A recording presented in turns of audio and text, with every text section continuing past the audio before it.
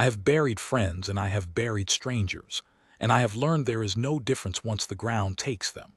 But I have never told anybody about the wedding in the canyon, because nobody would believe that the most important thing that happened that day was a small brown hand closing around two of my fingers like a question.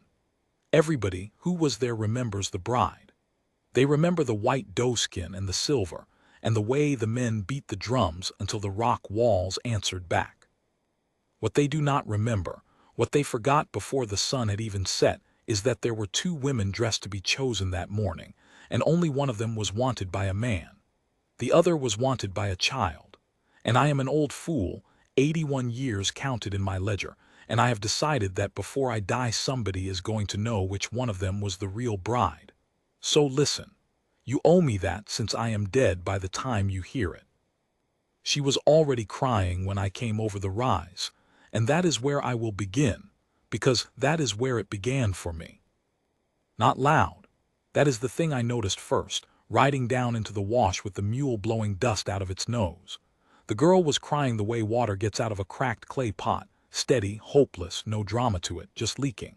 She was maybe 6, maybe 7. I am bad at the ages of children the way some men are bad at the names of birds. She sat in the dry creek bed in a dress that had been somebody's good dress once, and she had pulled her knees up under her chin, and she was looking at nothing. I will tell you my name so you can curse it properly. Asab Brennan. I ran cattle on the Pinaleno slope for 30 years before the wedding I am telling you about, and a good while after, and I kept a ledger the whole time. Not just for the cattle, for everything. It is a sickness in me. I count. I write down what I count. The number of calves dropped in spring. The number of days it did not rain. The number of times a man named Holloway told me he would pay me what he owed and did not. I have a ledger that says, in my own cramped hand, on a date I will not give you because the year is nobody's business. 2 women dressed. 1 forgotten. Account not settled. It still is not settled. That is partly why I am talking. I had come into that canyon because of a horse. I want to be honest about that from the start, because later on people made me out to be some kind of saint who rode in to help the Apache, and that is a lie that I let stand too long out of vanity. I came in after a sorrel mare that had jumped my fence in the night and gone off into the rock country following God knows what, and I tracked her 2 days, and the tracks led me down into a canyon I had no business in. It was a Chiricahua camp. A band that had slipped the agency the way water slips a closed fist, and was living in the folds of that country, quiet, careful, very nearly invisible. I knew the moment I smelled the cook fires that I should turn the mule around and forget my mare. But there was the girl, crying in the wash, and a man does not always do the sensible thing. Mostly we do the thing that lets us keep thinking we are the kind of man we want to be. I got down off the mule slow. I am not a brave man and I have never claimed to be. I held my hands out away from my body, palms forward, the way you do for a strange dog. The girl looked up at me with eyes red-rimmed and enormous, and she did not run. That surprised me. A white man with a sunburned neck and a rifle on his saddle, and she did not run. She just looked at me the way you look at weather. Something happening to you that you have no say in. You lost, I said, which was stupid, because she was the one who was home and I was the lost one. She did not answer. Of course she did not. She had no English and I had about 9 words of her tongue, all of them learned wrong from a freight hauler who had himself learned them wrong. So we sat there, the 2 of us, the canyon walls going gold above us, and I did the only thing I could think of. I sat down, 12 feet from her in the dust in my 40-year-old knees, and I sat down so that I would not be a man standing over a crying child. I have done a lot of things in my life I am ashamed of. Sitting down in that wash is not one of them. That is when I heard the drums start, up the canyon, around the bend where the cookfire smoke was rising. A wedding. I did not know it yet, but I could feel it. The way a camp sounds when something good is happening to it. That lift, that loosening. And the girl heard it too, and something went across her face that I have spent 40 years trying to name and have never managed. It was not sadness, quite. It was the face of somebody being left behind by a party they were never invited to. She looked up the canyon toward the drums, and then she looked back at me, the stranger, the nobody, the wrong person entirely. And she did not cry harder. She stopped. She wiped her nose on the back of her wrist and stood up in her too big dress and walked over to me, past me almost, and stood close enough that I could smell wood smoke and the salt of her crying. And she did not say anything, and she did not take my hand. Not yet. That came later. First she just stood near me, the way a calf will stand near anything warm when its mother is gone. I want to be careful here. I want you to understand that I did not understand a single thing that was happening. I thought she was an orphan begging. I thought she was simple. I thought 100 wrong things, the way men do, because the truth was waiting around the bend in the canyon and I had not seen it yet. A boy found us first. Maybe 10, with a switch in his hand he had been using to drive goats, and he stopped dead when he saw me and went the color of ash. He said something sharp to the girl, and she said something back low and would not look at him, and he turned and ran up the canyon, and I knew then that there was no putting the mule's nose back the way it came. They knew I was there, a white man in their camp. I sat very still and waited to find out what kind of day this was going to be. What came down the canyon was not warriors. It was an old woman. I have met 2 or 3 people in my life who carried their authority the way some men carry money, easy, like there was always more of it. She was one. She came down the wash with a stick she did not need for walking and a face like a dry riverbed, all the lines of every flood it had ever seen, and she looked at me, and she looked at the girl standing near me, and something happened behind her eyes that I could not read but that I felt, the way you feel a door open in another room. She spoke to the girl. The girl answered just a few words and pointed at me, and then, this is the part, the girl reached out and put 2 fingers, just 2, against the back of my hand where it rested on my knee, like she was claiming a thing at a trade. This one. I did not move. I had the strong sense that moving would be a mistake larger than I could measure. The old woman looked at me a long time, then she laughed. It was not a cruel laugh. It was the laugh of somebody who has just watched the world do something so foolish and so perfect that there is nothing to do but laugh at it. She said something to the boy, who had crept back, and he ran off again, and she beckoned me up the canyon with 2 fingers of her own, the same gesture the girl had used, and I understood I was being invited to the worst timed and most dangerous thing I had ever been invited to. And I went, because the girl had taken hold of my smallest finger by then and was walking, and I was not going to be the man who shook a child off his hand. The wedding was for a woman named, I will spell it the way it sounded to me, knowing it is wrong, Dosa. She was the kind of beautiful that makes a camp proud of itself. I am an old man and I can say it now without it meaning anything dirty. She was a striking young woman, and she stood at the center of that gathering in white doeskin worked with so much beadwork it caught the late light and threw it back. And the man she was marrying was a broad young fellow with a good face and a steadier name in the band than I will pretend to remember. Everybody was happy. You could see the happiness sitting on them like good rain. The drums, the cookfares, the smell of mezcal roasting in a pit somewhere, sweet and earthy, getting into everything. An old man playing something on a flute made of a reed badly, joyfully. Children running the gauntlet of legs. It was, and I mean this, one of the most purely glad things I have ever stood at the edge of. And nobody was looking at the other woman. I almost did not see her myself. That is how good they all were at not seeing her. She stood off to the left of the bride, a little behind, dressed nearly as fine doeskin beadwork. Her hair done careful and shining with the red ochre they used dressed, I realized slowly, as a bride. 2 women dressed to be chosen. But the whole weight of the gathering leaned toward Dosa like grass leaning in wind, and this second woman stood in the lee of all that attention, in the shadow it cast, holding a small bundle of something. I could not see what against her chest and looking at the ground.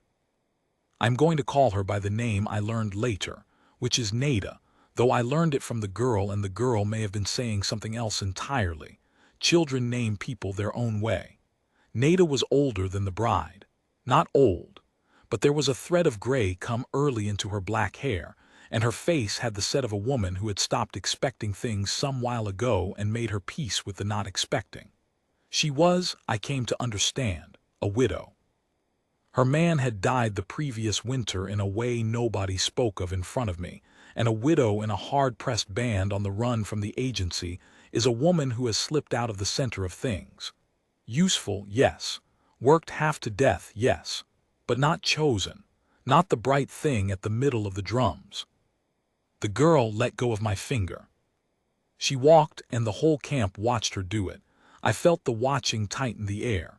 She walked away from me and away from the bride and away from the drums, straight across the open ground in front of everybody, and she went to Nada, the forgotten one, the widow standing in the shadow with her bundle, and she put up her arms. I did not understand. I told you I never understood anything that day until it was over, but I understood that. A child puts up her arms to be lifted by exactly one kind of person in this world, and it is not a stranger, and it is not a saint, and it is not the prettiest woman at the feast. It is the one she has decided, in the wordless certain way of children, belongs to her. Nada did not move at first. I watched her not move. I watched her stand there with her bundle and her gray-threaded hair and her face that had stopped expecting things, and I watched the not expecting break open on her like an egg. Then she knelt. She had to put her bundle down to do it, and I saw it was a folded blanket, a clean one, a good one, and I understood without being told that she had brought it as a gift to a wedding that was not hers, the way the overlooked bring gifts to make themselves welcome. She set it down and knelt and gathered the girl up against her, and the girl wrapped her whole self around Nada's neck and held on like the canyon was flooding. And the drums faltered, just a beat, just enough that I knew everybody had seen. I learned the shape of it over the next hours, in pieces, from the boy with the switch who turned out to have more English than he first let on, and from gestures, and from the old woman who I came to understand was something like the band's memory, its conscience, its court of last appeal. Her name I will not even try to spell. I called her grandmother in my own head, and I will call her that to you. The girl's name was a word that meant something like Little Dawn, and I will call her Dawn, knowing it is too pretty and too easy and not at all the weight of her. Dawn's mother had died. Not in the winter, like Nada's husband earlier, the spring before, of a fever that had gone through the band like a scythe and taken the weak and the very young in her, who had been neither, which was its own cruelty. Dawn's father had been killed by soldiers 2 years before that, which the boy told me flatly without heat, the way you would tell a man what year a barn burned. So Dawn was nobody's. In a band that was itself nobody's, hunted across its own country, Dawn was the nobody of nobodies, fed by whoever had it that day, sleeping where there was room, a child belonging to the whole band, which is another way of saying belonging to no one. And the band had a problem, the way bands do, the way families do. Dosa's marriage was a good one and a needed one. It tied 2 families. It made the band stronger for the hard road ahead. It was, in the cold arithmetic that I of all people can respect, correct. But it also meant Dosa, who had been the one most often minding Dawn out of simple young woman kindness, was going to be busy now with a husband and soon, the Lord willing and the soldiers permitting, with her own children. And Nada, the widow, the overlooked, the woman standing in the shadow with her clean blanket, Nada had no children. Her man was a year dead. She was in that same cold arithmetic available. A spare. A woman the band had quietly, without anybody quite deciding it out loud, begun to think of as the one who would take the orphan, because who else, and because it was tidy, and because nobody was going to grieve very much about asking it of a woman they had already half forgotten. You see the cruelty of it. They had it all worked out. The bright wedding at the center, and off in the shadow, the dim practical arrangement nobody needed to dress up because nobody was going to look at it anyway. 2 women dressed as brides, and only one of them dressed for joy. The other dressed because, and this I got from grandmother herself later through the boy, and it stopped my breath. The other had dressed herself fine of her own accord, unasked, because she had heard the band's quiet plan, and rather than be handed a child like a chore at the edge of someone else's happiness, She had put on her dead husband's mother's beadwork and stood up straight and decided that if she was going to be given a daughter, she would receive her like a bride receives her life, with ceremony, with her chin up, even if no drums were ever going to beat for her. She had dressed for a wedding nobody was going to hold. And then the girl chose her anyway, out loud, in front of everybody, with her arms up. I sat at the edge of all this with a tin cup of something hot that a woman had pushed into my hands without quite looking at me, and I felt the day rearranging itself around me, and I got out my ledger. I want to tell you that I did it because I am a man of feeling who knew he was witnessing something sacred. The truth is, I get out my ledger when I do not know what else to do with my hands. But I wrote, and I will give you what I wrote in full, because it is the only thing I set down in the moment, and everything after is memory, which lies. 2 women dressed as brides, drums for the one. The girl chose the other. Grandmother laughed, have not found the mare. I did not find the mare until the next morning, as it turned out. She had wandered down into the band's own little hidden horse meadow and was standing nose to nose with a paint mule, perfectly content, having caused more consequence in 2 days than I had caused in 40 years. But that is getting ahead. What I want you to sit with, before I take you into the second part of this, is the picture of Nada on her knees in the dust with a child wrapped around her neck and the drums faltering, and the bride Dosa, the bright one, the chosen one, turning her beautiful head to look. Because that is the moment the whole thing turned, and it did not turn the way you would think. Dosa could have been angry. It was her day. The child had walked across her wedding and stolen the air out of it, had reached past the brightest moment of the brightest young woman in the band and chosen the dim widow in the shadow instead, in front of everyone, and a lesser woman, a younger soul, might have felt the theft of it. I watched Dosa's face and I waited to see anger. What I saw instead was a young woman doing the hardest arithmetic of her life in the space of about 4 heartbeats, and getting it right. She did not look angry, she looked relieved, and then ashamed of her relief. And then this is the part I have never gotten over, she looked grateful with her eyes going bright and wet, and she put her hand on her new husband's arm and said something to him, and stepped down off the high place where a bride stands, and she crossed the open ground herself, in her white doeskin with all the silver, and she knelt down in the dust next to Nada, ruining the knees of the finest dress she would ever own, and she put her arms around the both of them, the widow and the orphan. And the drums stopped entirely. And then grandmother, the old woman, the band's memory, walked out into the silence with her stick she did not need, and she lifted up that walking stick, and she brought it down on a flat rock, crack, and she began to sing. I did not know the song. I do not know it now, but I knew what it was. It was a marriage song. She had taken the marriage song from the bright wedding, and she was singing it over the dim one, over the widow and the child. And one by one, the people of that band understood what she was doing, and one by one they picked it up. And the drums came back in, slower, deeper, a different rhythm than the joy rhythm. And they married a woman to a child in the dust of someone else's wedding, because a little girl had put up her arms and chosen the one everybody had agreed to forget. I sat at the edge with my ledger open on my knee and my pencil stopped, and I will tell you, an old hard man who has buried friends and strangers both, I could not see the page for a while. I did not write anything else down that day. There was nothing left to count. I should have left the next morning. I found my mare. I had my excuse. The canyon was no place for a white man with a sunburned neck and no business there. Grandmother had let me stay the night out of some courtesy I had not earned, and the smart thing, the only thing, was to take my mule and my mare and ride out the way I came in, and never tell a living soul I had been there. I have made a study over a long life of the difference between the smart thing and the thing a man actually does. I keep no ledger of that one. There would not be paper enough. I stayed 3 more days. I want to tell you why, and the honest answer is small and a little shameful. Nobody had needed me in a long while. My wife was 11 years in the ground by then. My boy had gone to California and wrote twice a year if I was lucky. My days were cattle and weather, and the slow, careful business of an aging man keeping himself alive, and they were quiet, and I had told myself the quiet was peace.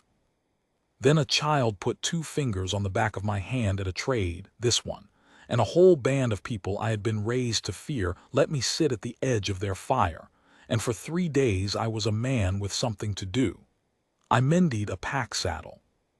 I showed the boy with the switch. His name sounded like Clee, and I will call him that, a trick for splinting a green stick that he already half knew and pretended not to, so as to let me feel useful, which was a kindness in a 10-year-old that I did not deserve. I was happy. I want that on the record.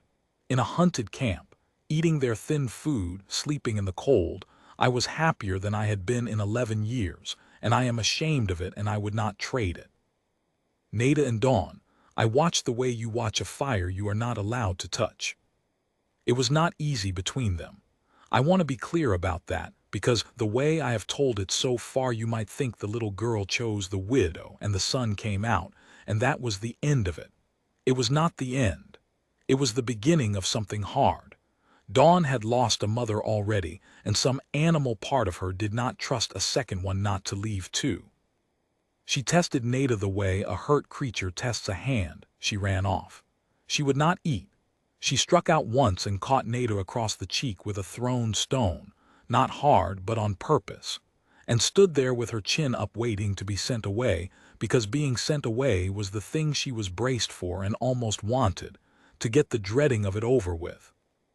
Nada did not send her away. I watched her not send her away. The widow stood there with a welt rising on her cheekbone, and she did not strike back, and she did not weep, and she did not make the child feel the size of what she had done. She walked over slow, and she sat down in the dirt next to the girl, close, the way I had sat down 12 feet from a crying child in a wash, except closer, because she had earned the closeness and I had not, and she did not say anything for a long while. Then she took the girl's hand, the throwing hand, and she pressed it flat against the welt on her own cheek, held it there, so the child could feel the harm she had done, not as a punishment but as a fact. This is what your hand did, and I am still here, and the girl broke. Just folded up against her like a knife closing. And Nada held her and rocked, and over the top of the girl's head she looked across the camp at nothing, and her face was wet and absolutely still. And I understood that I was watching a woman become a mother in real time, which is a slower and bloodier thing than a wedding, and nobody beats a drum for it. I wrote in my ledger that night, the widow took a stone in the face and answered it with her own cheek. There is more to this band than I was raised to think. There is more to the widow than the band thinks. Account still open. The soldiers came on the 4th day. I had thought in my vanity that I had 4 days. I had thought the country was empty. It is the great stupid faith of men like me that the country is empty, that the land we ride into is a clean page, when it is no such thing. It is somebody's home, crossed and recrossed by people who know every fold of it, and the soldiers knew the folds of it too, or had a scout who did, and they came down into the canyon at first light with the sun behind them, so a man looking up the wash got the sun in his eyes and could not count them. I tried to count them anyway. It is a sickness, I told you. I made it 11 before the camp came apart around me. I will not give you a battle, because there was not one, and because the men who later wanted me to make it into a battle, into a stand, into something with banners on it, were liars who wanted a story instead of the truth. The truth is that a band on the run does not fight soldiers if there is any way under heaven to avoid it, because the band is mostly old people and women and children, and a fight is a thing the band loses even when it wins. So what happened was not a battle. It was a scattering. It was grandmother's voice cutting across the camp like a whip, and people grabbing children and not grabbing belongings, and the horses being driven up out of the hidden meadow, and the whole careful invisible life of those people dissolving into the rocks in the space of about 90 seconds, the way a drop of ink dissolves in a creek, there, and then a faint stain, and then nothing the eye can follow. I was not part of it. I want to be honest. I was a white man standing in the middle of a camp full of fleeing Apache with 11 soldiers riding down on me, and the most useful thing I could have done was nothing. And the most useful thing I could have done was also the most cowardly, which was to throw up my hands and let the soldiers find a confused old rancher who had wandered in after a mare. They would not have shot me. I am a white man. I have spent my whole life protected by that fact in ways I did not earn and mostly did not notice. The soldiers would have found me and questioned me and let me go, and the band would have had 4 more minutes to vanish while the soldiers sorted out the old fool, and that, God help me, was the most useful thing I could do. Be a useless obstacle. Be a slow white nothing in the soldier's path. So I did it. I stood in the open with my hands up and my heart going like the mule's hooves, and I made myself as large and as confusing and as white as I could, and I yelled at the soldiers in English, friendly, loud, hold up there, hold up. You near rode me down, and it worked. It worked exactly as I hoped. The lieutenant, a boy, really, younger than my own son, with a chin that had not finished, reined up hard, and his men reined up behind him, and they spent 4 whole minutes deciding what in the hell to do with me. 4 minutes I gave the band, the only useful thing I did in the entire affair, and I am not proud of how proud I have been of it. But I have skipped the part that matters. I have skipped dawn. In the scattering, in the ink drop dissolving of that camp, somebody had dawn and then somebody did not. It happens. It is the worst thing, and it happens in a half second. Nada had her by the hand, running, and a horse came through between them, panicked, and the hand was empty. And by the time Nada turned, the girl was 20 feet back the wrong way, frozen. The way children freeze in the open, in the path of 11 soldiers and my own 4-minute performance. And Nada had a choice to make and about 1 second to make it in. You already know what she chose. You knew before I told you. But I want you to understand the size of it, because everybody who tells this story tells it like it was easy, like of course a mother runs back for her child, like there was no decision in it. There was a decision in it. Nada was not the girl's mother by blood. She had been the girl's mother for 4 days. 4 days. She had a band fleeing into the rocks that she could still catch. A band that was the only thing standing between her and a life alone. And she had a borrowed daughter frozen in the open between her and 11 rifles. And the cold, correct arithmetic, the kind I respect, the kind that ties families and saves bands. The cold, correct arithmetic said run. You have known her 4 days, run. The band needs you whole, run. She ran the wrong way. She ran back into the open, into my 4 minutes, into the sun and the rifles. And she scooped the girl up off the ground, and she did not run for the rocks because the rocks were too far now. She ran for the only cover there was, which was me, the white man with his hands up confusing the soldiers. And she got behind me and went to her knees with the child crushed against her and her back to the lieutenant and her body curled over Dawn like a hand over a candle.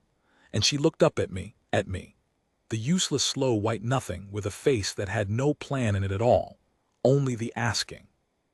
The same asking the girl's 2 fingers had made on the back of my hand 4 days before. This one, help. And the lieutenant with the unfinished chin looked at the 3 of us. The babbling old rancher, the kneeling woman, the child, and his hand was near his sidearm, and his men were waiting on his word. And I want to tell you what I did, but first I have to tell you what I felt, because they are not the same thing. What I felt was, let her go. I'm ashamed to write it, and I'm going to write it. For 1 whole second, with my hands in the air and my life entirely safe, I felt the pull of the easy thing, the smart thing, the thing that kept a Sab Brennan a respectable rancher who could ride home, which was to step aside. To not know her. To say, Lieutenant, I don't know these people, I came in after a horse, do what you have to do. It would have been true, every word. I had come in after a horse. I did not know these people. And it would have been the end of me as a man. And I knew it even in the 1 second I felt it. And that is the thing about the easy road. You can see your whole self ending down it and still feel the pull. What I did was step backward over the woman and the child, so that they were behind my legs, and I kept my hands up and I kept babbling, and I said loud, friendly, in the voice of a man who is absolutely certain and absolutely harmless. "This one's my cook, Lieutenant. Her and the little one, they're mine, they came in with me. No call to trouble yourself." A lie, a whole, clean, complete lie, told with my hands in the air and my heart trying to climb out of my mouth. The lieutenant looked at me. He looked at the woman in Apache beadwork kneeling behind a white rancher's legs, and the Apache child, and he was not a stupid boy.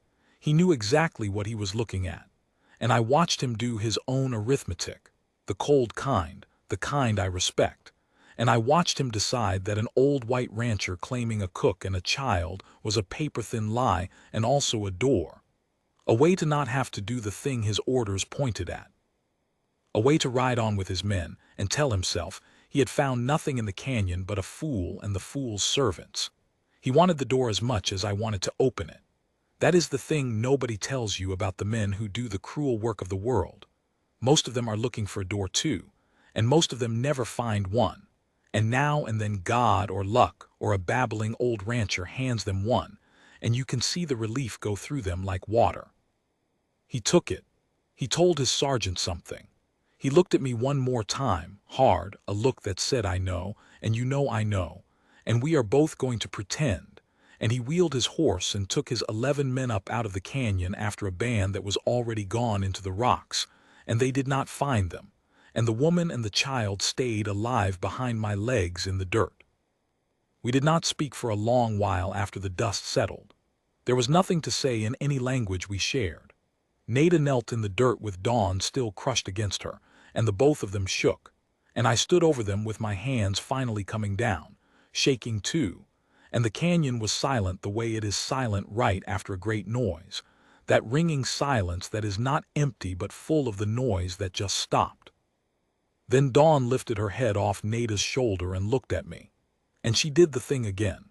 She reached out one small hand and she put 2 fingers against the back of my hand, where it hung at my side, this one, the exact same gesture, except this time I knew what it meant, and it was not a child claiming a stranger at a trade.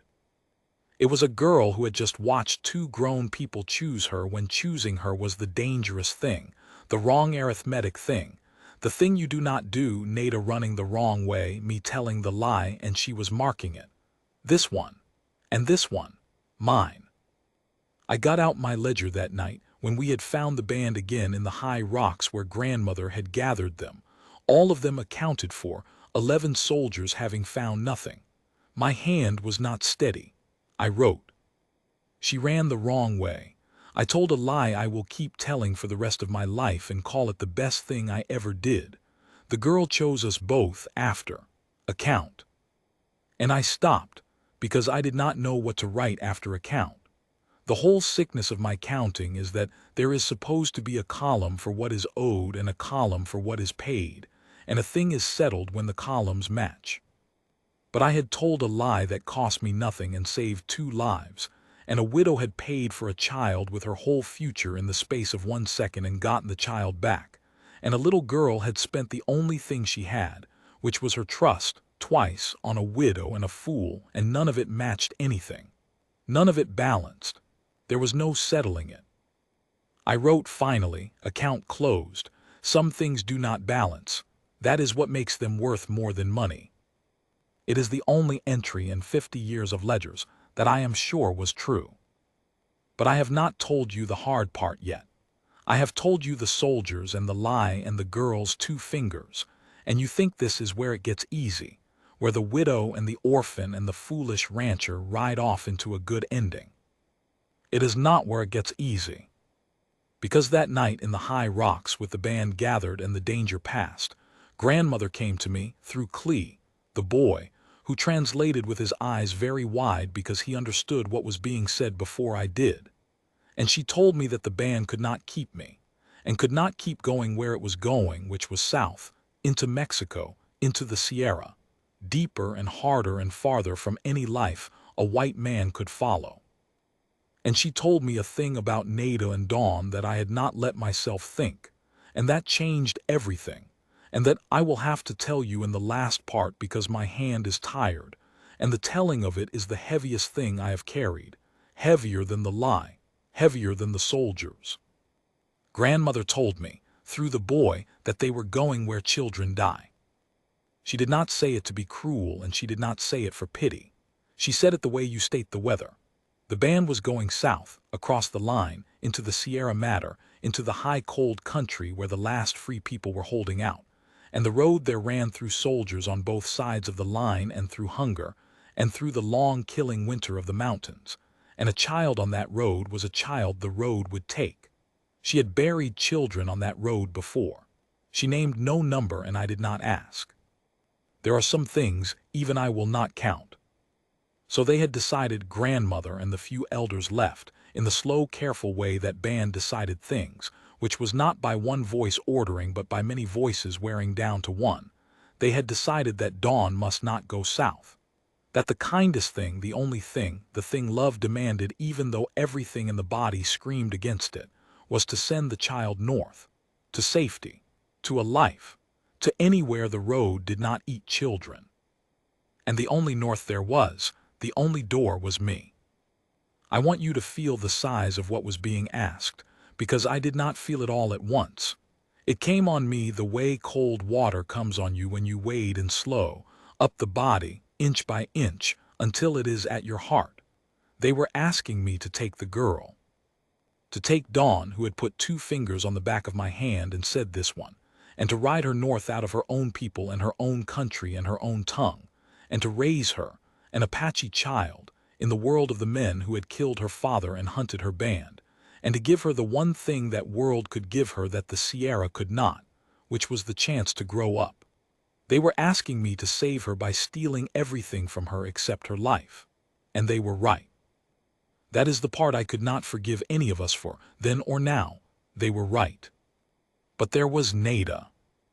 Nada, the widow, the forgotten one, the woman who had dressed herself as a bride for a wedding nobody was going to hold, who had taken a stone in the face and answered it with her own cheek, who had run the wrong way into 11 rifles for a daughter of 4 days.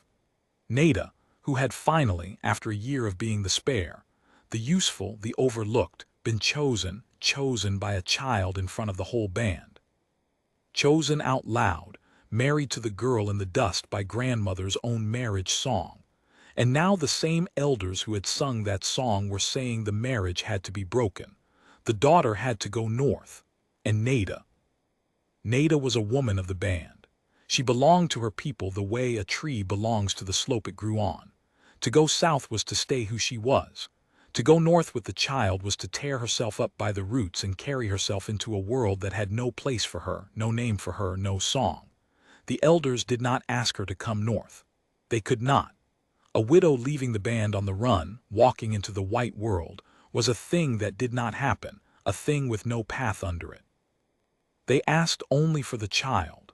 They expected Nada to do what mothers have done since the beginning of the world, which is to give the child to the road that does not eat children, and then to walk the other way into the dark, alone, and carry the missing of her for the rest of her life as the price of her living. That was the plan. The cold, correct arithmetic. The child saved, the mother sacrificed, the columns very nearly balanced. I have hated that arithmetic every day of my life since, and I have never once been able to prove it wrong. I did not sleep that night. I sat with my back against a cold rock and my ledger open on my knee, and I could not write a word in it, which had not happened to me since my wife died. The band was quiet around me. The quiet of people who have decided a hard thing and are letting it settle into their bones. The fires were down to coals. Somewhere a baby fussed and was hushed. And across the way in the dark I could see 2 shapes, the woman and the girl asleep against the woman and the woman not asleep. The woman sitting up with the child in her arms looking at nothing, doing the arithmetic, getting the answer she did not want, getting it again, the way you press on a hurt tooth. Near dawn I went to her. I had no words, and I had her 4 words of mine and my 9 of hers, all wrong, but I went, and I crouched down across from her in the gray light, and I did the only thing I had, which was the ledger. I opened it, and I drew. I'm no kind of artist, but I drew in pencil in the gray light 2 figures and an arrow pointing north. And then I pointed at the figures, and I pointed at myself, and I pointed north. And then this was the whole of what I came to say, the thing I had decided against all sense in the cold, dark hours. I drew 3 figures. The girl, the woman, and the fool. And I pointed the arrow north, and I pointed at all 3. I was not asking her to give the child to the road and walk into the dark alone. I was asking her to come, both of them, north with me, to my ranch on the Pinaleno slope, where there was a house with too many empty rooms and 11 years of quiet I had called peace, where a woman could be a cook in truth if anybody asked, and a mother in truth if nobody did, where the world was hard and hateful but the road did not eat children, and where a man old enough to be done with his own life had just discovered, to his complete surprise, that he was not done, that he had been handed something to do, that 2 fingers on the back of his hand had reached down into 11 years of grief and pulled him up into the light. I was not asking her to marry me. I want that very clear, for your sake and for hers and for the truth's sake, which is the only thing my whole sick counting life has ever been for. I was an old man and she was a woman in the prime of her grief and her strength, and there was nothing of that kind in it. Not then, not ever. And anybody who has tried to make this story into that kind of story is a liar I would horsewhip if I were 40 years younger. I was asking her to let me be of use. To let an old fool spend the rest of his nothing days standing between an Apache widow and an Apache orphan and a world that wanted them dead. The way I had stood between them and the lieutenant, hands up, babbling, useless and white and just barely enough. She looked at the drawing a long time, the 3 figures, the arrow north. Then she looked at the dark across the way where her people were, the band, the slope she had grown on, everything she had ever been, all of it going south at first light into the high country to be free and to die free, which is a thing white men do not understand, and I will not pretend to either. That there are people who will choose the death that comes with freedom over the life that comes with the cage, and that this choice is not madness, but is in fact the sanest thing in the world. And that I had no right to it, and they did. Her whole self was over there in the dark, going south. And here, asleep in her arms, was the child, going north or going nowhere. She made the decision the same way she had made the one in front of the rifles. I watched her make it, and there was that same 1 second, that same absence of plan, that same terrible clarity. She bent her head down over the sleeping girl and she breathed her in. I will never forget it. The way she breathed the child in. The way you breathe in a thing you are about to lose or about to save. There being some nights no difference between the two. And then she lifted her head and she looked at me across my stupid pencil drawing in the gray light, and she nodded. Once, north, the 3 of us. She chose the child over her people. She tore herself up by the roots in one nod in the dark, and she did not weep, and she did not waver, and it was the bravest thing I have ever seen a human being do, braver than the rifles, braver than my lie. And there were no drums for it, and there was no song, and there was nobody to see it but a worn-out rancher who could not have explained it to another living soul if his life hung on the telling. That is the second wedding, if you want to know, not the one with the marriage song in the dust. This one, the nod in the gray light, the bride everyone forgot, choosing for the last time for keeps the one who chose her. We left at the same hour the band did, going opposite ways, which grandmother had arranged on purpose so that the parting would be one parting and not a thing dragged out. There is a mercy in the old woman's hardness that I did not understand until I was old and hard myself. You do not let people say goodbye slowly. It only teaches the body to bleed. Grandmother came to Nada at the last. The 2 of them stood close and spoke low, and I did not understand a word and did not try to. But at the end, grandmother took something from around her own neck, a small thing worn on a cord. I never saw it clearly and never asked. And she put it around Dawn's neck, and she put her old hand flat on the child's head, and she said a few words over her, and I knew without knowing the words that it was a blessing and that it was also a release. The band letting the child go, formally, The way you have to formally let go of a thing or it follows you forever and ties you to the ground. Then grandmother looked at me, the fool, the white nothing who had wandered in after a mare, and she said one thing and Clee the boy translated it and his voice cracked on it, and it is the last thing any one of that band ever said to me. She said, "You came for a horse. The horse was never yours. The girl was never ours. We are all only keeping each other for a while." Then she turned and walked south, and her people went with her into the rocks, dissolving the way they dissolved, ink in a creek, there and then a faint stain and then nothing the eye could follow, and I never saw a single one of them again, not grandmother, not Clee, not the bride Dosa in her ruined doeskin, nor the broad young husband whose name I never kept. They went south into the high country to be free. Some of what happened down there I learned years later from the newspapers, which lie, and from a man who had been a scout who did not. I will not tell you. It is not my story to tell, and most of it does not bear telling, and the ones it happened to did not ask to be a sad ending in a white man's account. Let them go south. Let them go into the rocks. Let the eye lose them. That is the only dignity I can give them now, and they were owed a great deal more than dignity and got a great deal less. We went north. I will not give you the journey, because a journey is a journey, and you can imagine the cold camps, and the watching the trail behind us, and the careful skirting of every town.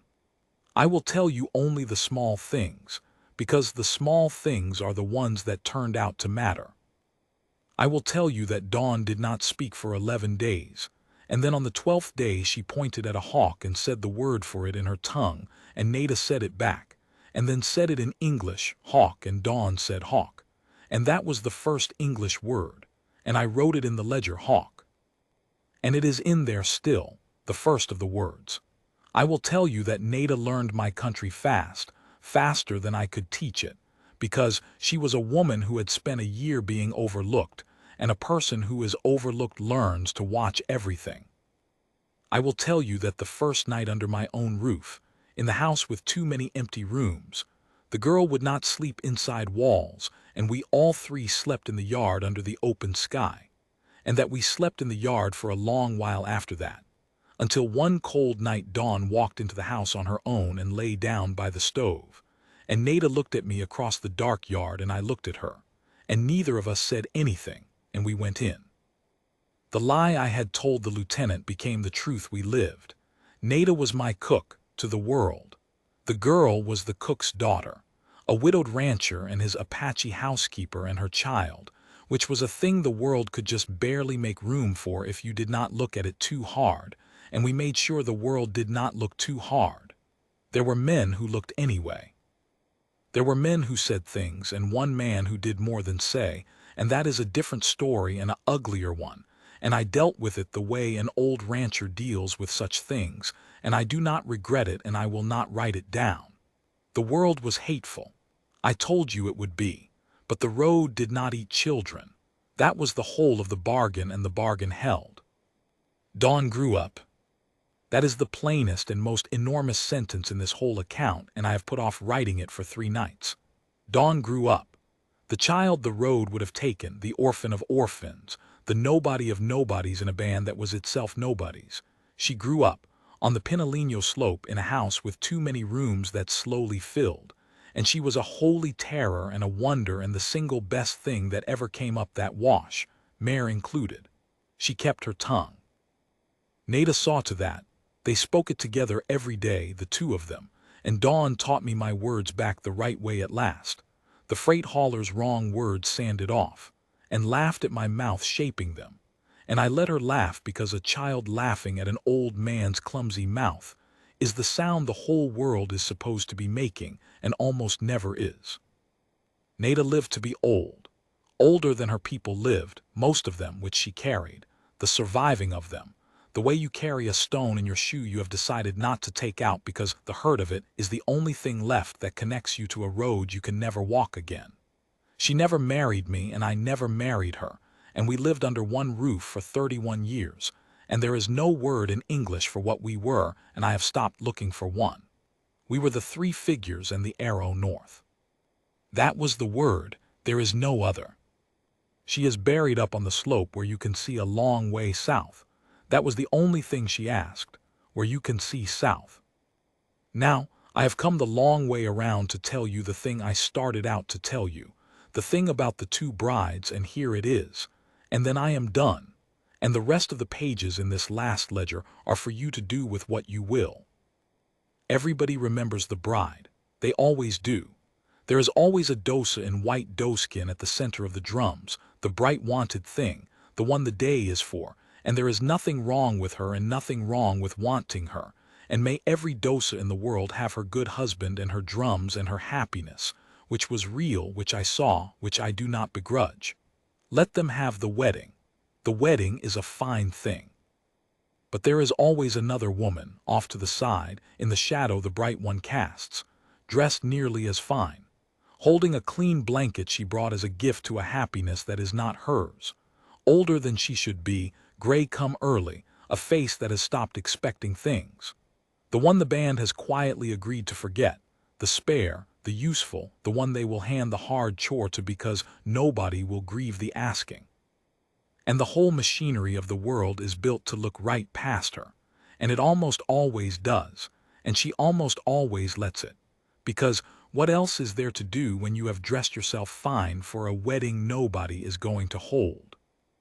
And then once, if she is luckier than anyone has any right to be, a child walks across the whole bright day, past the drums, past the doeskin, past the wanted one, and puts up her arms.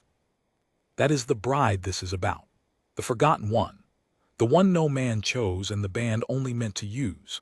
She was chosen by a little girl instead, in front of everybody, out loud, and the choosing was worth more than the drums and the doeskin and the silver all together, because a man chooses a bride for what she is, and a child chooses a mother for what she will become, and a child is never, ever wrong about that. They see it before it is there. Dawn saw the mother in Nada a year before Nada dared believe it was in her. The little girl saw the whole of it standing in the shadow holding a clean blanket, and she walked across the brightest day of someone else's life, and she said, with 2 fingers and her arms up, this one. I am 81. I have a sorrel mare's great-great-granddaughter in my corral, and a ledger full of things that do not balance, and a grave up on the slope where you can see south. And I have written all this down at last because the girl who put up her arms is grown and gone and has children of her own now. And one of them, and you know which one of you, because you are the one who asked me, years ago, in this very yard, grandfather, why does the old book say 2 women? One of them is going to read this when I am under the ground next to the woman who ran the wrong way, and is going to know. There were 2 brides. The world remembers the wrong one. The girl did not. The girl never does. And the horse was never mine, and the girl was never theirs, and we are all only